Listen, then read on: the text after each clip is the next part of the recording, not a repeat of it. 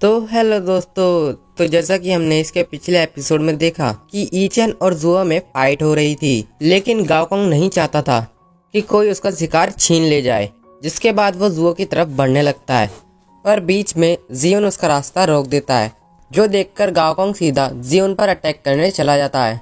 जिस फाइट में जियोन ने गाओकोंग को हरा दिया था, लेकिन एक कीड़ा जियोन की बॉडी के अंदर चला जाता है और जियोन को कंट्रोल करने लगता है, जिससे जियोन ईचन को अपना दुश्मन समझने लगता है और डायरेक्ट उस पर हमला करने लग गया था। जो बात ईचन को भी समझ में आ गई थी कि जरूर जियोन के साथ कुछ ना कुछ गलत हो रहा है, ये अपने कंट्रोल में नहीं है।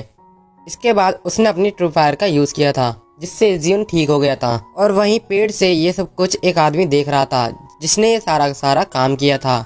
इसके बाद वो आदमी कई सारे कीड़ों को जंगल के बीस्टों में डाल देता है। अगर आपको वो पूरा एपिसोड देखना है तो लिंक डिस्क्रिप्शन में दिया हुआ है, वहां से जाकर देख लेना।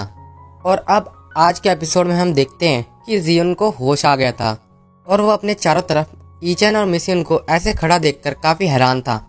जिसके बाद वो अपने पीछे जियोंग को देखता है, तो वो उससे पूछता है कि ब्रदर जियोंग, क्या तुम मुझे मारना चाहते हो?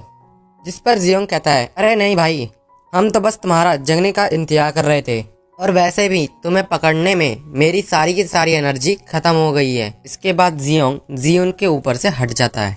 इसके बाद जियोन खड़ा होते हुए बोलता है कि आखिर मेरे सर में इतना दर्द क्यों हो रहा है?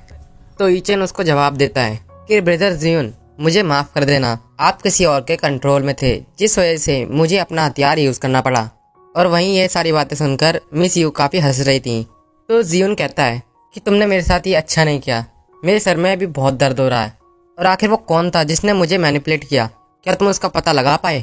तो ईचन कहता है कि हमें इसका कोई भी सुराग नहीं मिला, हमें नहीं पता कि वो कौन था और कहां से आया था। फिर मिस यू जियोन से पूछती है कि जियोन, क्या तुम्हें कोई चीज महसूस हुई थी जब तुम अपने कंट्रोल में नहीं थे? तो जियोन कहता है कि नहीं, मुझे ऐसा कुछ भी महसूस नहीं हुआ था, लेकिन एक बात तो क्लियर है कि हमारा जो भी दुश्मन है वो हमें जान से मारना चाहता है। और जियोन अभी आसमान की तरफ देख रहा था, जिसे देखकर सभी के सभी आसमान की तरफ देखने लगते हैं। तो वहाँ से कई सारे स्पेशल बर्ड्स आ रहे थे और वहीं उनके चारों तरफ से काफी सारे जंगली बीस्ट बढ़ रहे थे, इसलिए वो अपनी जान बचाकर भागने लगते हैं।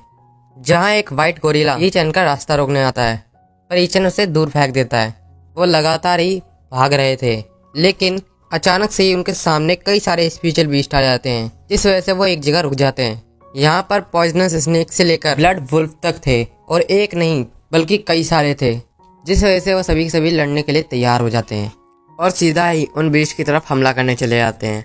जहाँ सभी के सभी काफी अच्छी फाइट कर रहे थे, वहीं जियोन अपनी फ्लाइंग सोर्स से काफी सारे स्पेशल बीस्ट को मार देता है और ईचन भी अपनी ट्रू फायर को थंडर पावर में बदलकर उन पर हमला करने लगता है।